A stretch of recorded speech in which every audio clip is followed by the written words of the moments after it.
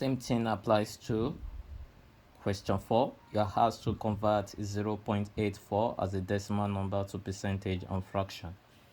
You have to consider the number after point. That is, you only need, if you're converting or if you're changing a decimal number to percentage, you only need two numbers after the point. Okay, so you have to count two numbers from this point forward. That will be 1, 2. Okay, then it means you've changed the position of the point from here to here. Then the final answer is 0.84%. Now, to convert 0.84 as a decimal to fraction, you have to consider the number after point.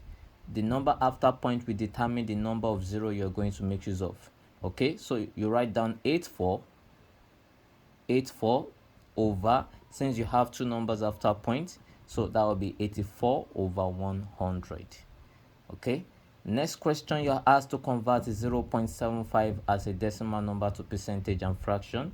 So it means you count two numbers from this point forward, 1, 2. So it means you've changed the position of the point from here to here. So 0.75 to percentage is 0.75%.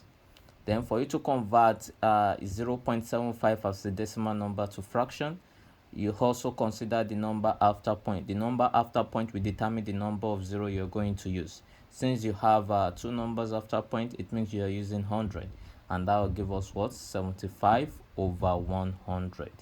Same thing applies to the next question. You have to convert 0.3 as a decimal to percentage. Since you only have one number after point, so you have to change it to two numbers after point by adding another 0 to it. Okay, then after that you count two numbers from this point forward, and that will be 1, 2.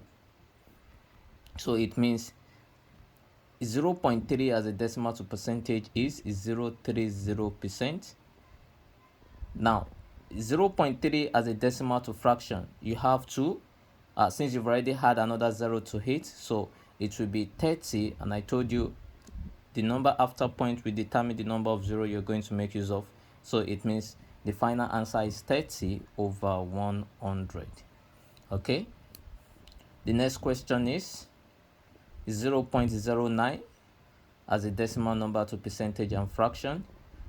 Just count two numbers from this point forward, 1, 2.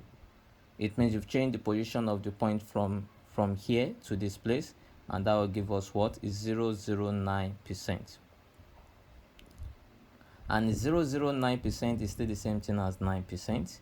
Now, for you to change 0.09 as a decimal number to fraction, you have to consider the number of the number after point. You have to consider the number after point. That will determine the number of 0 you're going to make use of. Since you have two numbers after point, then you write down 0.9 over what? Over 100, which is the same thing as 9 over 100. Same thing applies to the next question. You are asked to convert 0.375 as a decimal number to percentage and fraction. So just count two numbers after the point here, 1, 2. So it means you've changed the position of the point from here to here. So 0.3752 as a decimal number to fraction, to percentage is 0.37.5%. Now 0.375 as a decimal number to fraction will be, so you have to consider the number after point. Since you have 3 numbers after point, it means you make use of 3 zeros, and that will be what? That will be 375 over 1000, and this will be the final answer. Same thing applies to the next question. You have to change 1.4 as a decimal number to fraction and percentage.